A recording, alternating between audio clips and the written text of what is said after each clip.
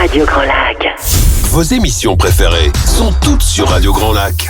Cette émission vous est présentée par Bricomarché Grésy-sur-Aix. Le grand bain de l'écho.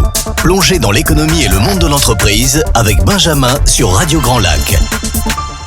Oh, bienvenue sur Radio Grand Lac, le grand bain de la vie locale et le grand bain de l'écho. J'allais dire tous les premiers, troisièmes, pas véritablement parce que jeudi de chaque mois il y a quelques petites difficultés de calendrier et en particulier un jeudi 1er mai et un jeudi 8 mai où je vous annonce d'ores et déjà que nous ferons grève, plus exactement, nous n'animerons pas, et vous le comprendrez bien en ces jours fériés, nos émissions habituelles. Mais on aura l'occasion d'y revenir. Pour l'instant, j'accueille quelqu'un qui est chez lui aujourd'hui, Bruno Brio. Bonjour Bruno. Bonjour Benjamin. Effectivement, je suis un peu comme à la maison et pour une fois, c'est pas moi qui ai préparé l'émission, je suis de l'autre côté et je te remercie de m'avoir invité. Je suis très heureux de t'accueillir Bruno pour venir évoquer un aspect, j'allais dire, de ton exercice professionnel qui te changera des chroniques médicales que tu animes effectivement une fois par mois sur Radio Grand Lac. Et ton émission d'ailleurs, oui. La dernière en date est encore très fraîche, si j'ose dire. Oui, et puis j'interviens régulièrement parce que comme tu sais ici, Jean-Pierre est quelquefois souvent malade avec des chalazions, des choses comme ça, donc je l'aide régulièrement. Oui, donc ça change un petit peu. Bon Bruno, on est là pour évoquer ton aventure entrepreneuriale. Sans spoiler, on va dire qu'on va parler d'un brevet, j'allais dire d'une découverte, et tu nous indiqueras tout à l'heure comment tu as gravi entre guillemets les échelons entre l'exercice de la profession libérale de médecin, qui peut-être s'annonçait comme un exercice pas perpétuel, mais que tu allais poursuivre. Et puis, à un moment donné, tu as choisi de basculer alors dans le monde de l'entreprise. Un cabinet médical, c'est un petit peu déjà une petite entreprise. C'est déjà une petite entreprise, mais de basculer dans le monde de l'entreprise en t'intéressant, ou plus exactement, en faisant fructifier entre guillemets tes connaissances en matière d'aromathérapie, de naturothérapie, ce qui t'a permis de créer et de breveter ce qu'il est convenu aujourd'hui d'appeler des huiles essentielles en poudre.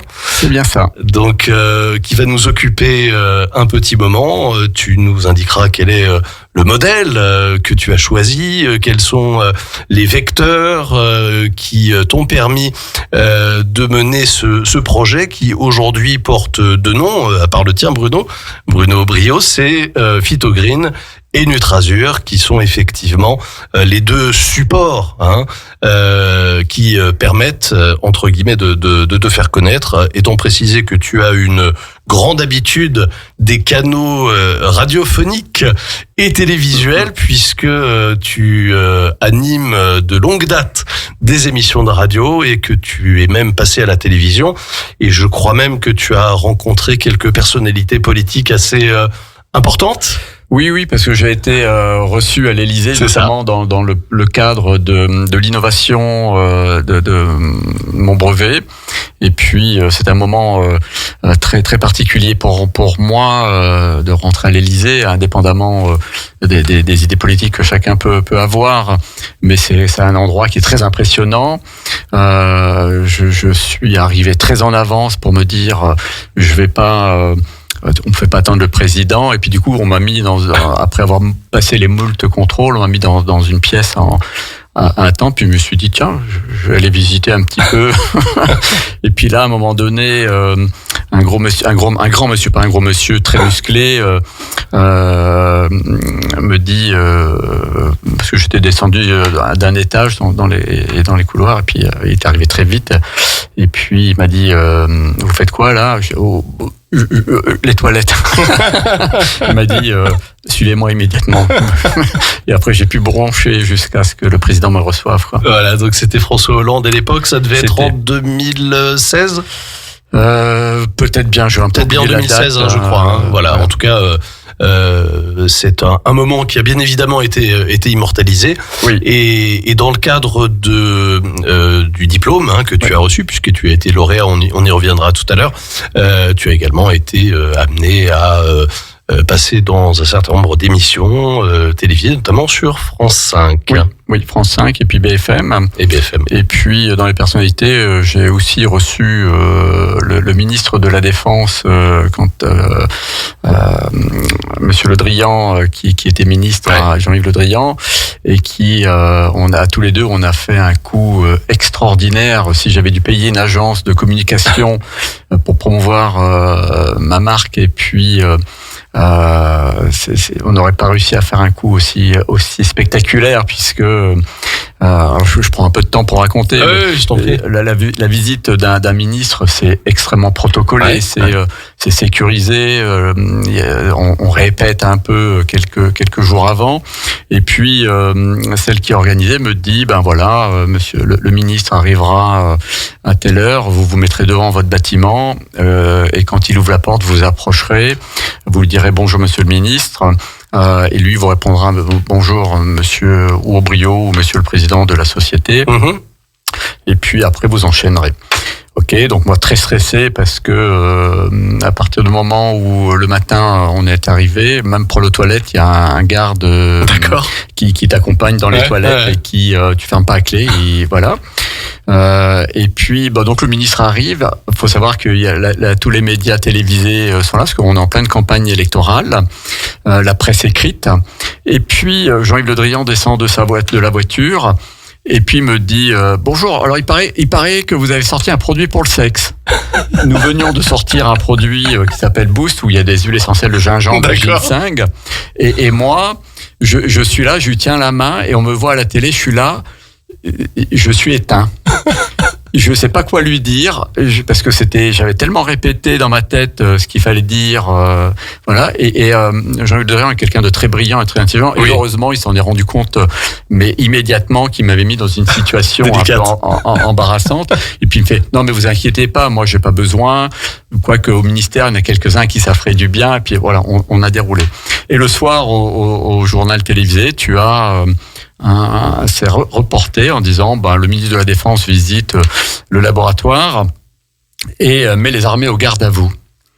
Et tu avais en toile de fond un char avec le canon qui était remonté à la verticale. Et ça nous a fait une pub extraordinaire. La production que nous avions faite à l'époque pour 3 mois était vendue en 2 semaines. Merveilleux. Voilà. Et j'ai eu l'occasion de revoir Jean-Yves Le Drian. J'imagine qu'il nous écoute pas, mais que je salue Bien par sûr. la pensée. On s'est revus un mois après. Il me dit alors, ça a été super ce coup-là. Et du coup, je pense que si tu devais payer une agence de com pour faire ça, tu débourses 100 000 euros. Alors que là, ça m'a juste coûté un moment de mal à l'aise et ça a été extraordinaire, quoi. Ça a été un moment, j'imagine, effectivement assez exceptionnel pour toi. Avant, il y a eu beaucoup de travail, parce que ça, c'est la concrétisation du travail. Alors, je te propose de faire un petit rétro-planning. Volontiers.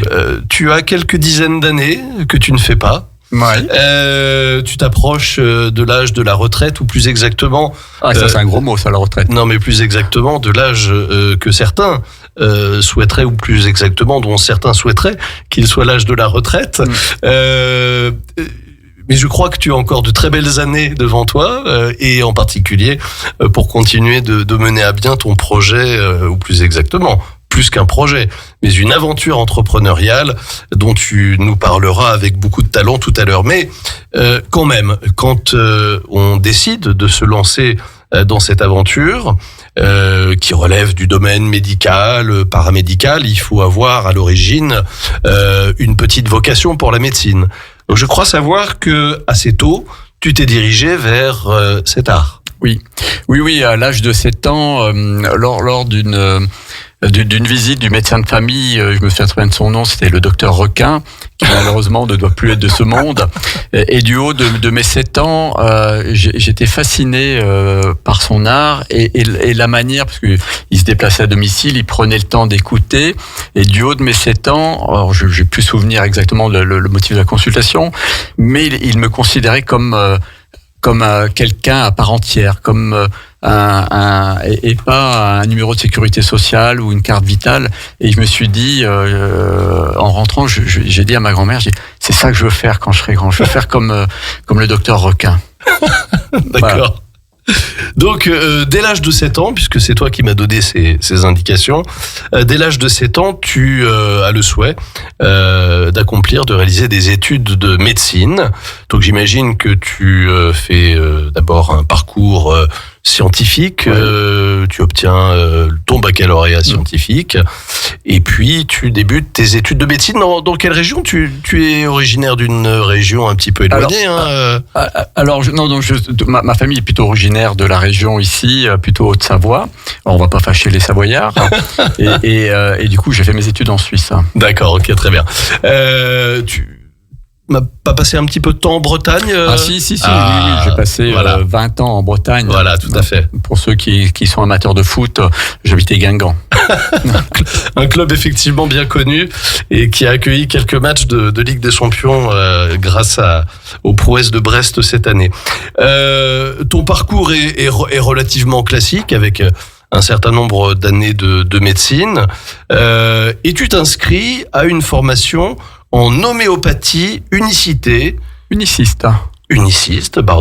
puis en naturopathie et en nutrition. Alors, est-ce que tu peux nous indiquer en quelques mots ce que tu retires comme enseignement de ces années estudiantines où tu t'intéresses effectivement à des pratiques qui, à l'époque, alors on n'est pas non plus avant-guerre, n'exagérons rien, mais qui commence à dater un peu. On est à une époque où ce genre de pratiques, de modèles de soins ou de traitements n'est pas particulièrement à la mode. Je crois qu'il n'en est même pas à un stade embryonnaire. Non, effectivement, et on passe un peu pour des illuminés à cette période, puisque là, on remonte dans les années 80, 90, 92. Ouais. Et mais moi, très rapidement, je me suis rendu compte qu'à la fac, on nous enseignait l'art de faire un diagnostic et puis de prescrire. Mais le patient, au milieu de tout ça, il n'existe pas. C'est-à-dire quand tu fais les visites le matin, t'as tous les étudiants et puis t'as le grand chef qui s'adresse pas aux patients. Et moi, je trouvais ça irrespectueux. Ou qui s'adresse en disant, la 27 fenêtre, le numéro de la chambre. Et je me disais, le docteur Requin lui faisait pas ça comme ça, quoi. et voilà. Et donc du coup, rapidement, je me suis dit, l'homéopathie, c'était quelque chose qui m'intéressait parce que dans la philosophie du docteur Hahnemann, c'est on prend l'intégralité des symptômes physiques et mentaux et on cherche le remède qui va le mieux accompagner le patient. D'accord. Et on est aussi dans la même dynamique que le serment d'Hippocrate, parce que Hippocrate, c'est quoi son serment? À part primum non nocere, tu ne feras pas d'argent sur les patients. Bon, ça faut bien qu'on vive quand même. Et puis, surtout, Hippocrate disait, quand tu as trouvé la cause, eh bien, tu cherches la cause de la cause. Et puis, quand tu l'as trouvée, tu cherches la cause de la cause de la cause, et ainsi de suite.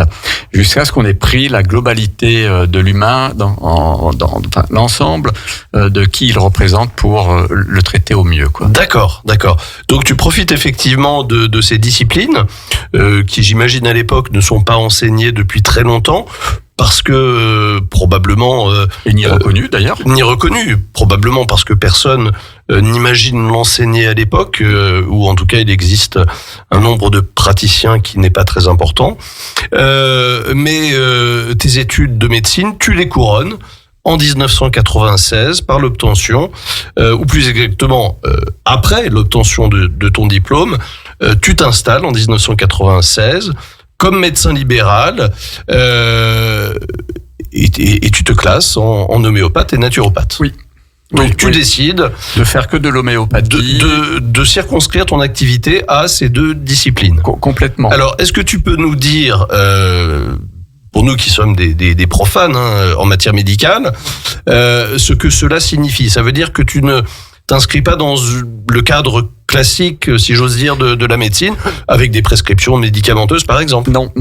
Et donc on s'installe hors cadre réglementé, de manière parce que les consultations en homéopathie uniciste durent à peu près 45 minutes. D'accord. Donc au tarif conventionnel, après tu vas taper chez les voisins pour savoir s'ils n'ont pas un bout de pain et puis une tranche de jambon. Donc on est obligé de se déconventionner. Ouais, bien sûr. Ça c'était la première chose. Et puis la deuxième chose, c'est qu'il y avait à l'époque pas de reconnaissance mutuelle des diplômes entre la Suisse et la France. Donc ça me convenait bien. Et moi, vraiment, ce que j'adorais, c'est de vraiment d'interroger le patient pour savoir pourquoi il a déclenché la maladie. Et bien sûr, s'il a besoin d'un traitement d'urgence, je pouvais l'orienter sur les urgences, où il m'est arrivé, par exemple, de diagnostiquer un début de dissection carotidienne et d'avoir pris les mesures nécessaires pour que le patient soit pris en urgence. Mais l'homéopathie, c'est vraiment prendre le temps d'écouter le patient, et c'est ça qui m'intéressait, moi. D'accord. À l'époque, j'imagine que on te prend un petit peu pour un fou, en tout cas dans le monde médical. Dans le monde médical, j'imagine que tes confrères ne sont pas très tendres avec toi dans ton exercice. Non. Et alors pour te donner un ordre d'idée, parce que l'homéopathie unicisme en France, c'est peu répandu. On était 3 en Bretagne, pour toute la Bretagne. Et puis un jour, on était à une soirée où il y avait que des médecins, principalement des généralistes. Et puis à un moment donné, je discute avec une amie homéo-uniciste. Et puis un généraliste très allopathique vient vers nous, commence à se plaindre, et puis il se retourne et dit « Non, mais vous pouvez pas comprendre, vous n'êtes pas des vrais médecins. » Voilà. Ça, c'est le genre d'anecdote. Sans imaginer que tu étais titulaire, bien évidemment. Il le savait pertinemment. Parce qu'en plus, à l'époque, j'étais président d'un club de gym, et sa fille était au club, et non, il savait parfaitement, puisque c'était une soirée où il y avait que des médecins. Donc, mais pour lui, non, c'était pas de la médecine, quoi. On était distributeur de granules de sucre. Absolument. Donc, on l'a dit, homéopathie uniciste, d'accord ? Oui, et c'est important. Absolument. Naturopathie.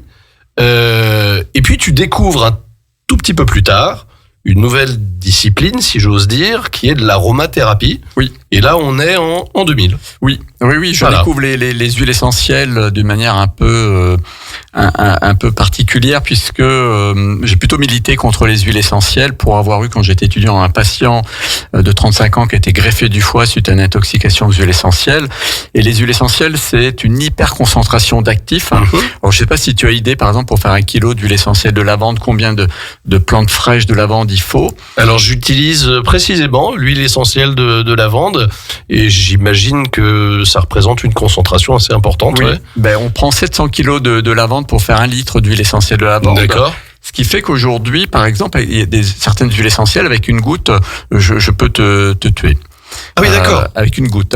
Bon, après, l'inconvénient, c'est que ça, à l'IML, ça va se voir, et donc c'est un peu embêtant, parce que ça restera. Mais c'est pour dire que c'est hyper puissant. Et ce patient, en l'occurrence, à cette époque, avait fait un peu sa tambouille. Il avait pris une huile essentielle qui était hépatotoxique. Il y a des doses, une huile essentielle qui a 2 gouttes par jour était hépatotoxique, et lui, il en a pris 30. D'accord. Donc, il a été greffé du foie. 35 ans, une greffe du foie, ça marche bien. C'est des greffons qui sont faciles à trouver. Mais je me dis, mais ça devrait être interdit. Et puis en plus, donc du coup, en termes de concentration, entre l'homéopathie, où on est dans l'infinitesimalité, et les huiles essentielles, où on est dans l'hyperconcentration, voilà. Et puis, en 99, j'ai ma deuxième fille qui naît avec un eczéma géant et de l'asthme. Et puis un copain me dit, tiens, avec les huiles essentielles, ta fille, j'écoute, tu tues tes patients si tu veux, mais tu touches pas à ma fille. D'accord.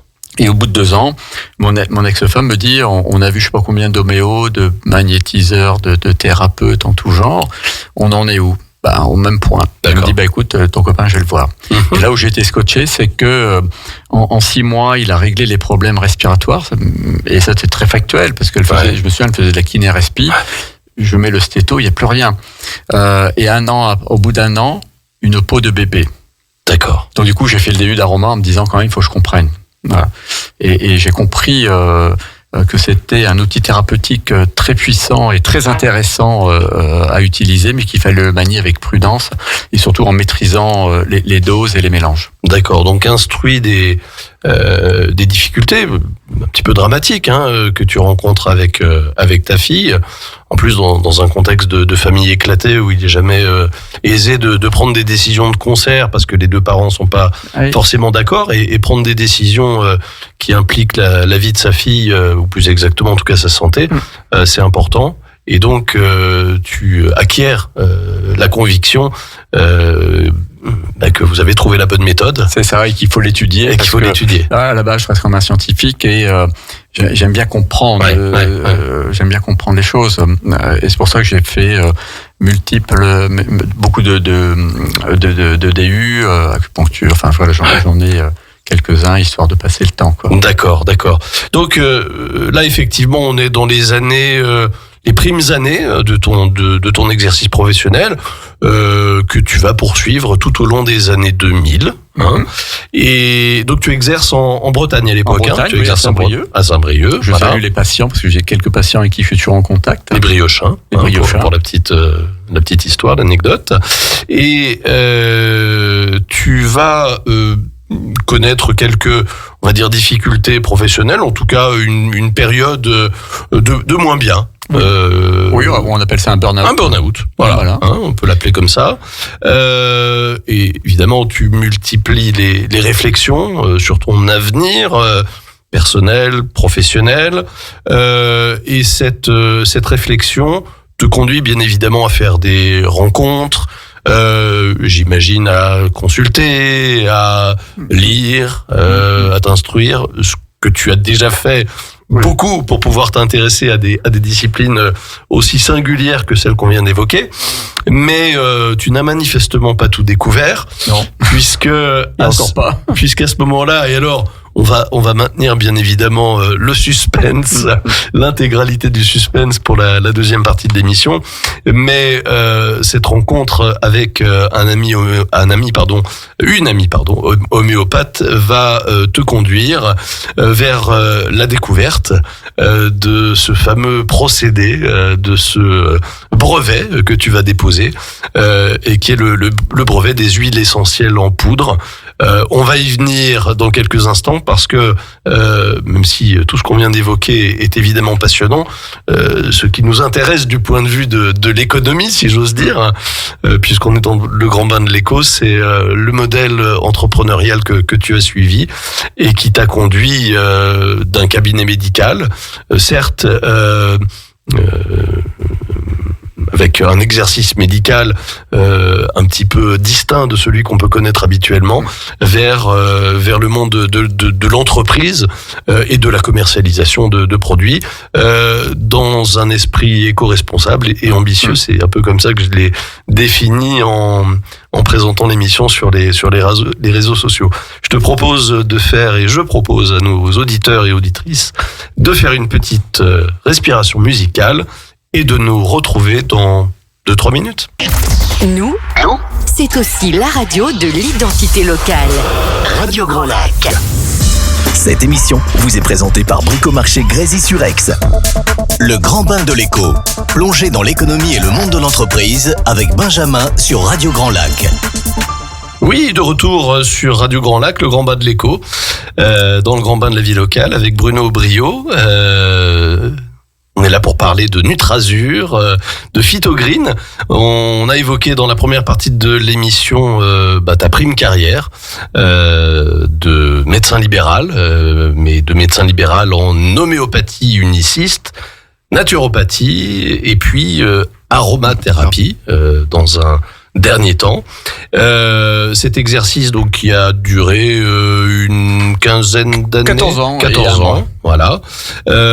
Et on disait que à la suite d'un épisode professionnel complexe, un burn-out pour être tout à fait précis, à la fin des années 2000, une réflexion avec une amie homéopathe t'amène à t'intéresser à la création d'un brevet, celui des huiles essentielles en poudre. Je vais te lancer dans un instant sur le sujet, mais je voulais juste revenir sur une petite anecdote que j'avais oublié d'évoquer en début d'émission et qui fait écho à ce que je te disais tout à l'heure, à ce que je disais d'ailleurs aux auditeurs, s'agissant du fait que tu ne fais pas les quelques dizaines d'années que tu as déjà traversées.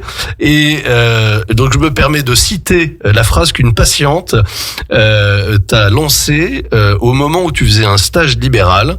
Je crois que j'ai rendez-vous avec votre père. Voilà, c'est ça. Et du coup, j'avais 29 ans à l'époque, et je me suis senti vexé parce que, effectivement, je devais avoir l'air d'un adolescent sorti. Pourtant, j'ai pas fait d'acné, mais je suis resté pareil. Elle m'a éteinte en me disant, merde.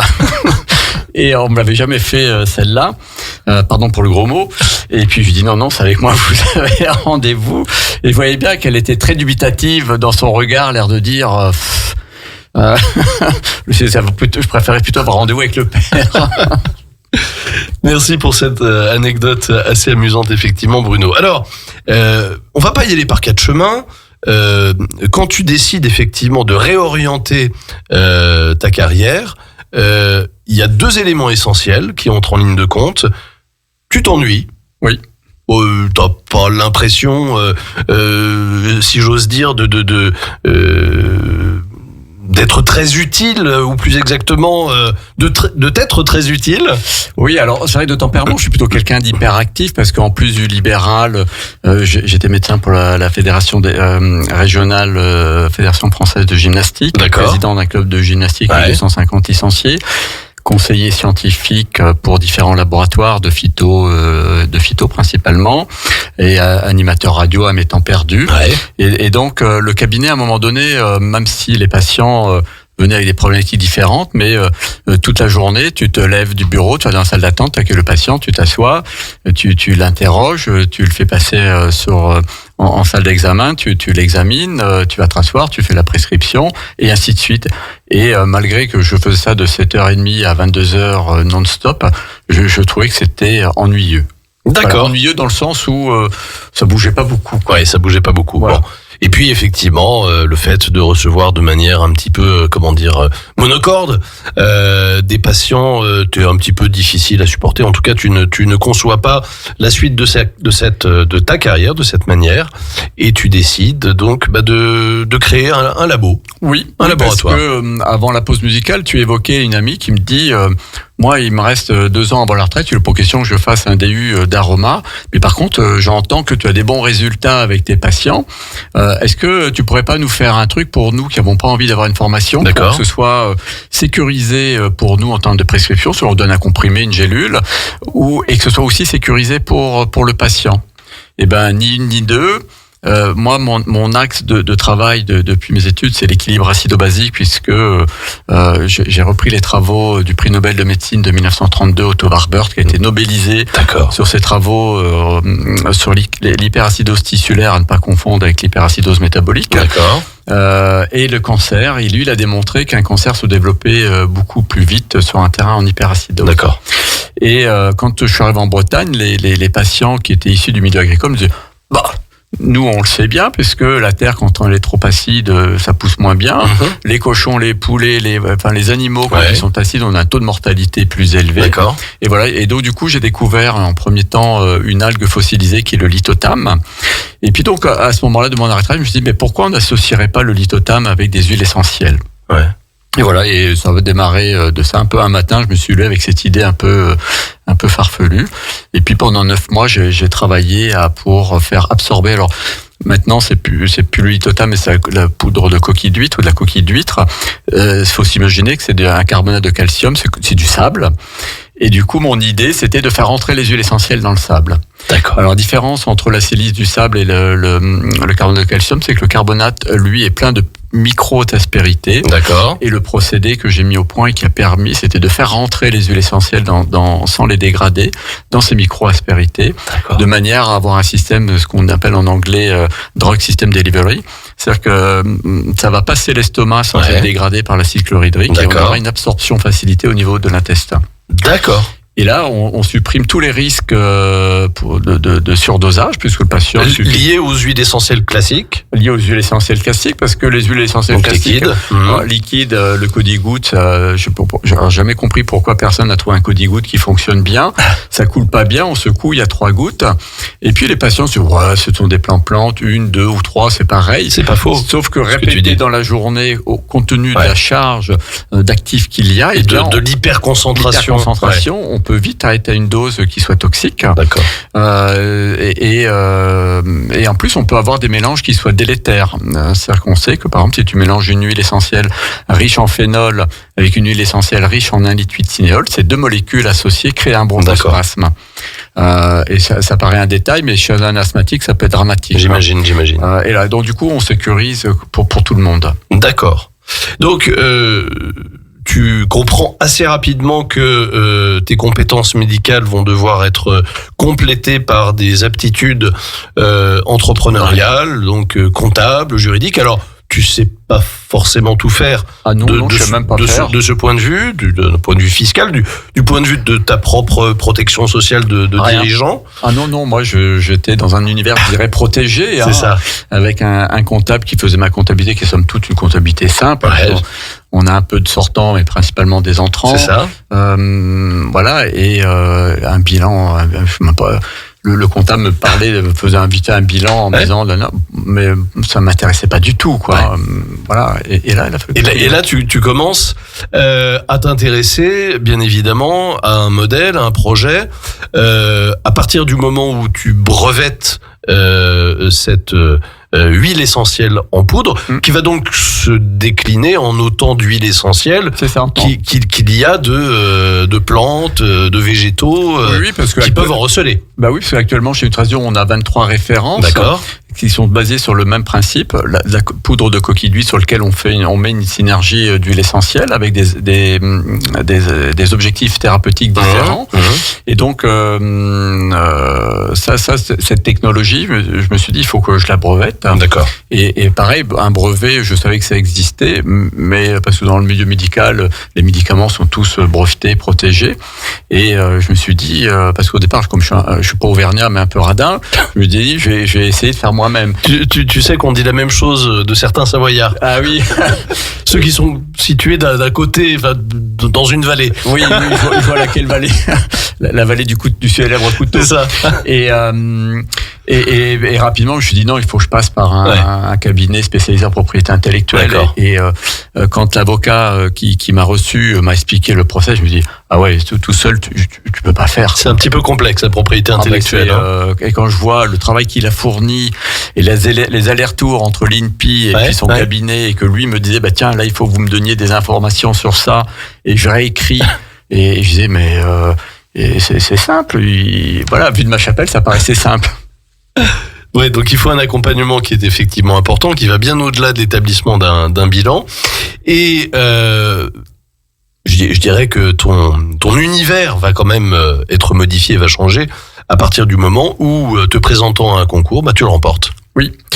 Alors donc, il existait en France le concours créé, et la dernière année, c'était en 2010. Ouais. Donc je me dis, parce que j'aime bien me challenger.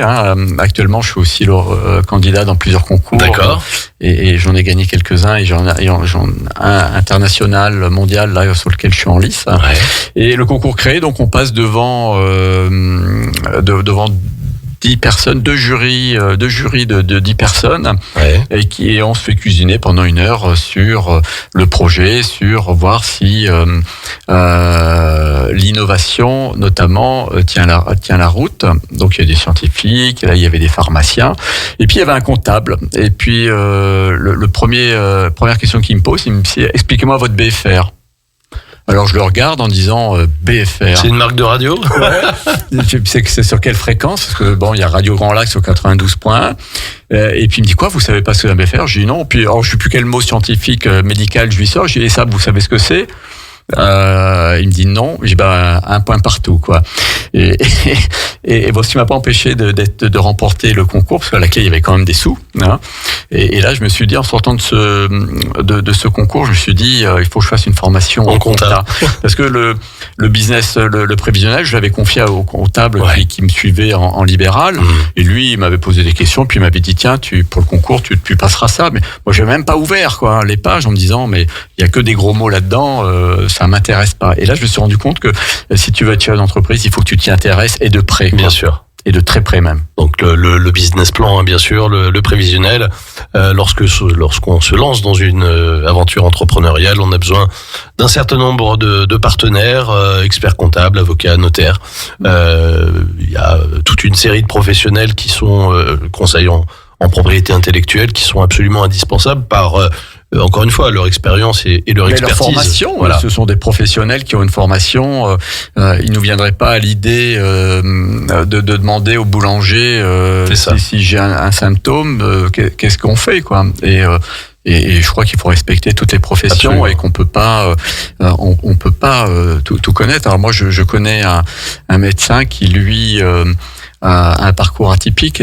Il a débuté comme podologue, il a fait kiné, il a fait ostéo, il a fait médecine et maintenant il est avocat. D'accord. Voilà. Ouais, voici un parcours qui est quand même un petit peu singulier. Voilà. Donc, qui est encore plus particulier et plus plus cinglé que moi. Et plus spécifique que le tien. Qui relève quand même d'une logique au moins dans l'exercice de l'art médical. Oui. Alors, ce qu'il faut quand même rappeler, c'est que tu te présentes à un concours, mais tu n'es pas un charlatan, d'abord parce que tu as tout un passé de médecin libéral derrière toi, 15 années d'exercice, et puis parce que ce concours, il se trouve que tu vas le remporter. Oui. Et c'était pas anodin dans la mesure, en plus sur la Bretagne, j'étais plutôt assez connu comme homéopathe, et c'était pas forcément en ma faveur d'être connu, parce que les jurés avaient plutôt tendance à penser que du coup j'allais me la péter et puis créer un truc qui mais non, j'ai pu démontrer qu'il y avait de la vraie recherche qu'il y avait derrière, et que c'est pas de la poudre de perlimpinpin qu'on mettait dans les gélules, mais des vrais actifs avec des propriétés thérapeutiques, et le tout argumenté. Et puis que ma volonté était à ce moment-là de vraiment de créer de monter un laboratoire, parce que là on était même pas encore, on était à la phase embryonnaire, et le laboratoire, les statuts avaient été déposés par l'expert comptable, mais il y avait rien, quoi. Il y avait rien encore, quoi. D'accord. Alors, tout ça, bien évidemment, nous amène à évoquer maintenant le modèle entrepreneurial que tu as adopté, et les conditions dans lesquelles tu développes cette activité, hein, avec bien évidemment un site qui permet de connaître à la fois les tenants et les aboutissants de cette activité. Ça se présente sous forme de petites gélules en poudre, hein, voilà. De la poudre qu'on met dans des gélules, et puis les gélules on les met dans un pilulier. C'est ça. Pilulier qu'on vend nous aux pharmaciens. Voilà. Et d'ailleurs dans la région à Aix-les-Bains, je salue la pharmacie et des établissements thermaux qui nous fait confiance. D'accord. Mais voilà, il y a tout à construire. Et puis donc je crée un premier laboratoire avec une usine, une unité de production, parce que je me disais que je suis un peu enquiquinant sur la qualité, la provenance, le sourcing des matières premières qui pour moi doivent être de haute qualité, puisque l'objectif étant de soigner les gens et pas de les empoisonner. Et donc voilà, je vends des biens immobiliers que j'ai pour construire cette usine, parce que quand tu vas voir les banques, que tu démarres juste une activité, généralement les banques là m'ont dit revenez dans quelques années, on verra si on peut vous prêter des sous. Et là c'est aussi, ça a été pour moi une découverte, parce que quand j'étais en libéral, le banquier jamais il ne m'appelait, alors que quand j'ai créé mon premier laboratoire, assez régulièrement il m'appelait en me disant là le compte de la société, ça serait bien de le renflouer. D'accord. Et je lui dis oui, mais ça va rentrer. On ne prête qu'aux riches. Voilà. et puis et donc l'aventure commence. Alors, je commence. Alors d'abord, les premiers mois, je suis hébergé par une technopole. Les produits sont dans mon garage, et puis je fais les expéditions, je gère le site internet avec mon ex-femme, voilà, et on bidouille. Et puis très rapidement, on a un développement qui est assez exponentiel. Et là, pour pas me faire déborder, je fais des formations, et j'essaie, parce que vendre, je suis pas vendeur, hein, je recrute du monde, recruter je sais pas faire, donc je passe par des cabinets de recrutement, des chasseurs de tête, en me disant au moins eux ils vont ils vont pas se louper, mais ils se sont loupés comme tout à chacun, parce que c'est pas une science exacte. Ouais. Et puis, progressivement, j'arrive à 25 salariés, une entreprise avec 25 salariés. C'est extraordinaire quand même. Et voilà, et je réalise absolument pas que je suis où je me considère pas comme étant un patron là où ma porte était jamais fermée, très accessible avec les salariés. Et d'ailleurs, dans ce première expérience, je n'ai pas eu un seul arrêt de travail hormis un arrêt pour une grossesse. Oui, donc qui n'est pas une maladie. Qui n'est pas une maladie. Donc je me dis que les salariés s'y sentaient plutôt bien. Je pense qu'on peut le dire. Ouais. Et puis pour accentuer le développement, je décide de faire entrer des investisseurs, des gros investisseurs. Et là, on me conseille de faire une introduction en bourse sur le second marché. Et ça a été le début de la fin. Voilà. Donc je ne vais pas trop m'étendre là-dessus, mais si parmi les auditrices et les auditeurs qui nous écoutent, si vous avez idée de faire une introduction en bourse, surtout n'allez pas sur le second marché. Il vaut mieux éviter, en tout cas sur le second marché, qui est un petit peu une voie de garage. C'est une voie de garage, puisque une fois introduit en bourse, eh bien impossible de lever des fonds, parce que les fonds d'investissement savent qu'il n'y a pas de mouvement, qu'il n'y a pas de liquidité. Du coup, les banques disent oulala, c'est dangereux, on ferme les robinets, il n'y a plus de ligne de crédit, il n'y a plus rien. Et quand on a 25 salariés, eh bien, on a besoin avec un stock qui à l'époque était à hauteur de 300 000 euros, on a besoin de lignes de trésorerie et un an après l'introduction en bourse, mise en redressement et liquidation de la société, quoi. Voilà. Donc malgré, si j'ose dire, un modèle économique qui repose sur un produit qui est breveté, qui a j'allais dire montré toutes ses capacités, et des ventes, qui a été couronné et qui se concrétise par des ventes pléthoriques. Tu qualifiais même ces ventes d'exponentielles tout à l'heure. Un choix stratégique malheureux à l'époque sur un conseil qui l'était tout autant, te conduit malheureusement à une faillite retentissante qui engage, j'imagine, le moral et puis les finances, parce que la liquidation judiciaire, c'est un épisode malheureusement dont chaque dirigeant qui a été confronté peut se souvenir. Oui, parce que pareil, on croit à son projet, on est caution personnelle au niveau des prêts, et puis mais l'intention de cet investisseur, elle n'était pas tout à fait innocente, puisque lui, au moment du redressement, il m'a dit maintenant je vais reprendre ta société à l'euro symbolique. Je lui demande, et toi et moi dans l'histoire, il me dit toi tu reposeras bien une plaque. Et avec l'administrateur qui a pas aimé du tout ça, on s'est dit on va lui couper l'herbe sous le pied. Et ce qui m'a sauvé, c'est que le brevet est en mon nom propre. Et ça, je remercie mon conseil en propriété intellectuelle qui s'est battu pour me dire, parce que cet investisseur voulait à tout prix qu'on le mette dans la société, et mon conseil me dit non. Et si vous voulez vraiment le mettre, vous trouverez un autre conseil, mais moi je le fais pas. Je veux pas être responsable que vous ayez perdu votre brevet, et je le remercie. Je l'ai eu encore au téléphone parce que aujourd'hui il a 86 ans, il est à la retraite, et de temps en temps on se téléphone parce que il m'a sauvé les fesses.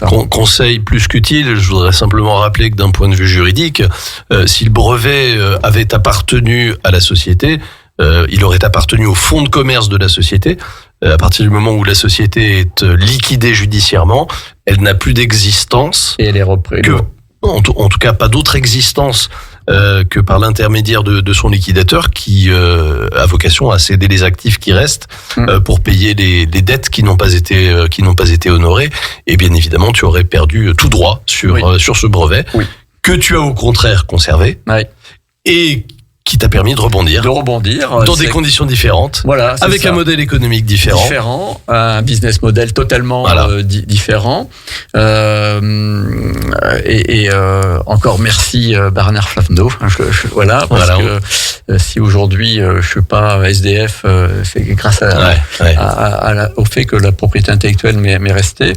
Et puis donc j'ai pris 2 ans parce que tu étais résilient un petit peu aussi. Ah oui, la résilience, moi je connais. C'est impressionnant. Et donc j'ai repris 2 ans de pause, et j'ai, parce que j'étais quand même un peu épuisé après tout ça, et puis ça m'a permis d'améliorer le concept, notamment en remplaçant le lithothym par de la poudre de coquille d'huile. oui, de continuer à faire de la recherche sur d'autres actifs que j'ai incorporés. Et puis de quitter la Bretagne, parce que j'avais fait une overdose de Bretagne. À 20 ans, c'était temps. Trop de mer et retour à la montagne. Je dirais trop de gris et manque de montagne. Ouais. Et puis, voilà, je suis revenu à Aix-les-Bains. Et puis j'ai créé Phytogreen, qui est la société d'exploitation avec sa marque Nutrazur. Et puis voilà, l'aventure est repartie. Mais du coup, aujourd'hui, j'ai choisi un autre. Je sais ce qu'il faut pas faire, par exemple, en bourse, faire entrer des gros investisseurs et de perdre la main. Et du coup, aujourd'hui, je sous-traite plutôt que d'avoir des salariés, plein de salariés. Oui. Je sous-traite, ça m'évite d'avoir un délégué du personnel qui est tous les matins en train de pleurer dans le bureau. Et du coup, ça me permet, moi, d'être plus serein. Actuellement, on est 3 dans la société, il y a 2 salariés. J'ai externalisé la production. Pas très loin, puisque c'est à Chambéry, chez B-Pharma. Et j'ai externalisé la force de vente, hormis le vendeur qui est avec moi en Bretagne, qui lui m'a dit tu remontes un truc, moi là je vends des biscuits, ça m'intéresse pas, je veux retourner avec toi. Et puis voilà, et je me suis à nouveau entouré de professionnels pour redémarrer cette histoire avec un autre business model. Et puis, comme j'avais un peu de temps libre, j'ai fait le Master 2 MAE en week-end l'année dernière à l'IAE d'Annecy.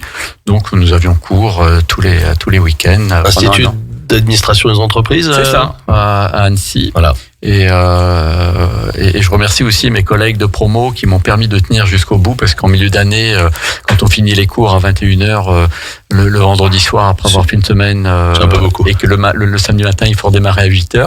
Et au mois de février, je leur dis, écoutez, moi, j'arrête parce que je vois pas le jour, quoi.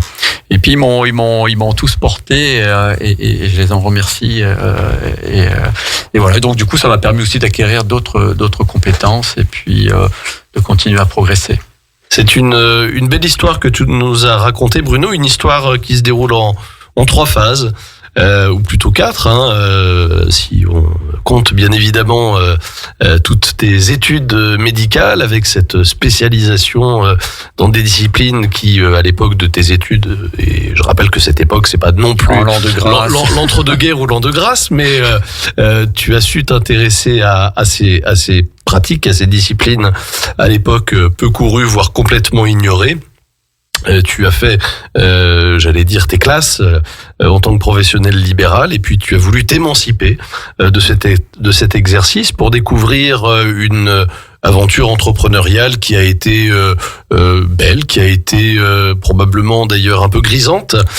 Mais magnifique. Magnifique, avec une croissance exponentielle du chiffre d'affaires, des résultats, mais une croissance qui, à la faveur malheureusement d'un conseil mal avisé, t'a conduit à faire un mauvais choix stratégique, à savoir une cotation en bourse sur un marché qui n'est malheureusement pas porteur et qui empêche la levée de fonds. Donc 3e ou 4e épisode de ta vie, et 3e épisode en tout cas de ta vie professionnelle, c'est évidemment de poursuivre dans ce que tu sais faire, dans ton exercice professionnel, mais avec un modèle économico-comptable qui est différent et qui fait plus la place, si j'ose dire, à la délégation. C'est ça. Oui, savoir déléguer, parce que c'est pas évident de déléguer.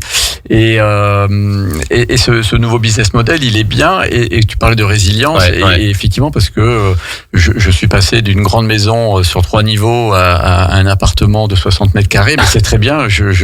Voilà. Et j'adore. Et puis là, on vient d'ouvrir une filiale en Suisse pour faire de la recherche. Et voilà. Et c'est juste, la vie, elle est magnifique, quoi. Il faut avoir la foi, hein. Oui. De toute façon, une amie un jour m'a dit, quand j'étais en faillite, elle me dit, mais tu sais, il n'y a pas la mort du petit cheval. Et je dis, oui. Qu'est-ce qui peut arriver de pire que la mort? Donc, j'y étais pas, donc, go, quoi. tout était, si j'ose dire, préservé. Oui. Je suis passé d'une grosse Volvo à plus de voiture. J'ai fait du vélo pendant 1 an et ça a été très, très bien pour ma santé, quoi. Merci infiniment Bruno pour ce témoignage. On va réserver quelques minutes à un invité exceptionnel dans quelques instants pour évoquer une action humanitaire qui va se dérouler dans un peu moins d'1 mois. Oui, nettement moins d'1 mois même, le 5 avril prochain au Casino Grand Cercle d'Aix-les-Bains. Je vais laisser la parole dans quelques instants à Damien Bornand, qui est le président du Rotary Club de Chambéry-Challes-les-Eaux, qui organise cette belle soirée caritative. Bruno, je voudrais encore une fois te remercier infiniment et puis rappeler que tu es membre de la famille de Radio Grand Lac. D'ailleurs, tu es un membre de la famille qui est arrivé avant moi, quelques semaines avant moi, puisque tu animes une émission depuis le mois de juin 2024. Juste que tu nous en redises un mot, bien évidemment. Alors, cette émission, c'est tous les premiers mercredis du mois, sauf quand il y a un férié, mais Jean-Pierre me l'a fait décaler et Sandra me le font décaler. Alors, l'émission, c'est Comment ça va avec Doc Bruno. Et donc, moi, comme toi, j'ai des invités régulièrement. Et le prochain mercredi, le premier mercredi du mois d'avril, je recevrai un ami, le docteur Patrick Gomez d'Arossa, qui est urgentiste, et nous parlerons comment ne pas encombrer les urgences, parce que c'est un vrai sujet aujourd'hui. Les urgences sont encombrées avec des gens qui viennent pour des pathologies qui ne sont pas urgentes. Et malheureusement, quand il y a cette surpopulation qui est en attente, eh bien, on entend régulièrement à la radio, malheureusement, des gens où le médecin n'a pas eu le temps de le voir et puis décèdent ou en salle d'attente ou sur un brancard. Et je voudrais rappeler que ton émission est une émission qui est consacrée à la médecine, mais de manière didactique, pédagogique pour les auditeurs et les auditrices, que ce n'est pas une émission qui est réservée à ta discipline ou aux produits que tu as brevetés, qui est bien évidemment à l'attention de l'ensemble de notre auditoire, de notre large auditoire. C'est ça, et compréhensible par tout le monde. Il y a rien de plus qui moi m'exaspère quand un spécialiste, notamment parce qu'ils sont très très forts pour ça, donne le compte rendu à son patient écrit en termes médicaux incompréhensibles, et qu'après derrière il faut décoder, alors que il y a 3 lignes avec des mots barbares pour dire qu'il y avait rien, quoi. Donc voilà. Donc vulgarisons ce qui peut être vulgarisé, quoi. Super. Merci infiniment Bruno. Merci Benjamin. Et à très vite sur les ondes de Radio Grand Lac. Comme promis, nous accueillons Damien Bornand, alors qui d'abord est notaire associé à Chambéry. L'étude s'appelle Acte et Sens. Mais Damien, ce soir, tu viens nous voir avec ta casquette, si j'ose dire, plutôt ton casque, puisque vous ne nous voyez pas, mais nous avons des jolis casques. Donc tu viens avec ton casque ou ta casquette de président du Rotary Club de Chambéry-Challes-les-Eaux, auquel j'ai la chance d'appartenir par ailleurs. Et j'ai souhaité que tu viennes nous faire une petite annonce concernant une belle action caritative qui se déroulera donc le 5 avril prochain au Casino Grand Cercle d'Aix-les-Bains, autour d'une personnalité qui est très connue, une personnalité du spectacle. Mais je ne vais rien dévoiler, je vais te laisser bien évidemment la parole, Damien. Merci beaucoup Benjamin, bonsoir à tous. Alors merci de me laisser présenter effectivement cette belle action qui nous tient beaucoup à cœur au Rotary Chambéry-Challes. C'est vraiment l'action phare de notre année que je vous présente ce soir. Action caritative au Casino d'Aix-les-Bains, comme tu l'as dit, qui va avoir lieu. Alors effectivement, ça m'a mis un petit coup de pression tout à l'heure quand t'as fait remarquer que c'était dans moins d'1 mois. C'est ça. Le 5 avril prochain, c'est un samedi soir. Si vous savez pas quoi faire, je vous assure que vous pouvez encore prendre des places. Il y a encore des places disponibles. C'est autour de Victor Vincent. Victor Vincent, qui est un mentaliste connu et reconnu, que vous avez peut-être sans doute déjà vu à la télé dans certaines émissions d'Arthur ou de Michel Drucker. L'objectif de cette soirée, au-delà de passer un bon moment entre amis, parce que c'est une soirée de gala avec un dîner qui sera servi pendant le spectacle, c'est surtout une action caritative Et l'objectif, c'est de récupérer de l'argent pour une association qui est vraiment, vraiment exceptionnelle. C'est une association qui s'appelle Arc-en-Ciel, association locale. Le siège est en Haute-Savoie. Et cette association, elle organise des rêves pour les enfants malades. Donc ça peut aller de choses relativement simples, comme de rêves un peu plus exceptionnels. Je sais qu'il y a certains enfants qui ont rencontré leur idole du foot. Il y a certains enfants qui ont nagé avec des dauphins. Il y a certains enfants qui sont allés faire des tours de voitures de sport. Voilà. C'est vraiment essayer de remettre un petit peu de baume au cœur auprès de ces enfants qui n'ont pas été épargnés par la vie. Et c'est vraiment quelque chose qui me tenait vraiment à cœur de soutenir une association pour les enfants malades et une association locale aussi. Voilà. Oui, absolument. J'ai eu la chance de participer à la soirée où nous avons accueilli au sein de notre club cette dame Monique dont j'avais oublié le prénom, et qui est venue nous présenter son association avec beaucoup d'humilité, et une association qui est née un petit peu de rien à l'origine, mais qui n'est pas rien aujourd'hui, parce que il faut simplement préciser que c'est une association qui a une envergure nationale aujourd'hui et qui a une marraine extrêmement célèbre et un parrain quasiment aussi célèbre. Sa marraine, c'est Sophie Marceau. C'est ça.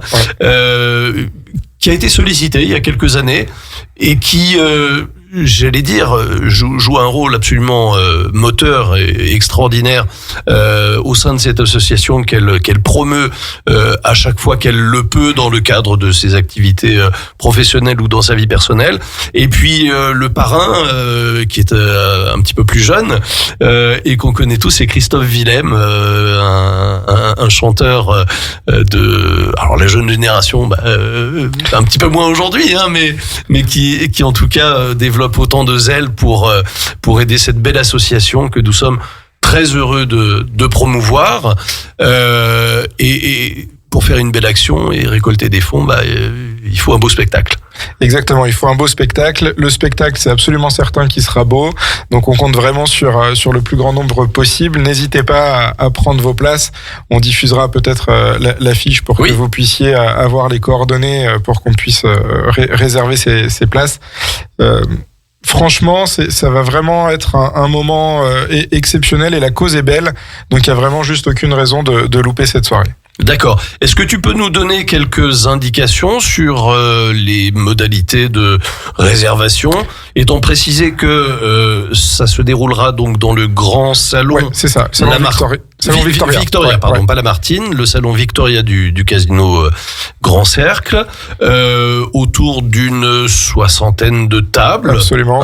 C'est des tables de 10 personnes qui sont proposées. Alors vous pouvez évidemment réserver une table complète si vous voulez venir avec famille et amis. Ouais. Si vous voulez passer une bonne soirée en couple ou tout seul, écoutez, vous pouvez aussi réserver votre place. On vous mettra avec des gens fort sympathiques à table, sans aucun doute. Et le prix de la place qui comprend évidemment le repas, le spectacle et un petit bout de don, c'est 80 € par personne. Voilà. Donc c'est relativement modeste, on va dire, vu la soirée qui vous est proposée, et surtout, ça vous permet de faire une belle action. Absolument. C'est pour la très bonne cause. D'une part, c'est pour passer une très très belle soirée. D'autre part, avec probablement la visite dans les rangs, dans les interstices des tables de celui qui est aujourd'hui considéré comme le mentaliste de référence en France et même à l'étranger. Exactement. Et qui... Et pour l'anecdote, c'est la première fois qu'il va faire un spectacle en dîner-spectacle. D'accord. Et quand je lui ai proposé ça, il m'avait dit oula, mais je suis pas sûr d'arriver à capter des personnes qui vont manger ensemble et qui se connaissent. Mais finalement, il a accepté de relever le défi et je le remercie parce que je pense que ça va être sympa. Et lui aussi, il relève un challenge en venant nous proposer ce spectacle le 5 avril prochain à Aix. C'est formidable. À partir de 19h. À partir de 19h, au Casino Grand Cercle, rue du Casino. C'est difficile de ne pas savoir où se trouve le Casino Grand Cercle quand on connaît un petit peu Aix-les-Bains. Merci à vous deux. Merci Damien. Merci Bruno. Merci Jean-Pierre, merci Sandra de nous accueillir toujours aussi bien dans cette grande famille, dans ce grand bain de la vie locale qu'est Radio Grand Lac. On est toujours aussi heureux de se retrouver, de vous retrouver et de vous retrouver toujours plus nombreux avec, je le rappelle, cette fréquence que nous avons obtenue auprès de l'Arcom, fréquence DAB qui nous permet de bénéficier d'un plus large réseau, d'une plus large couverture qui va s'étendre de Genève à Grenoble, pour résumer un petit peu la situation géographique et surtout qui va améliorer la qualité de l'écoute puisque le DAB+, c'est la radio de demain, bien sûr. Je vous souhaite une excellente soirée, une très belle fin de semaine sur les ondes de Radio Grand Lac, bien sûr. En ce qui nous concerne, on se retrouve dans 2 semaines, le jeudi 27 mars à 18h15 pour de nouvelles aventures entrepreneuriales. Très belle soirée à toutes et à tous.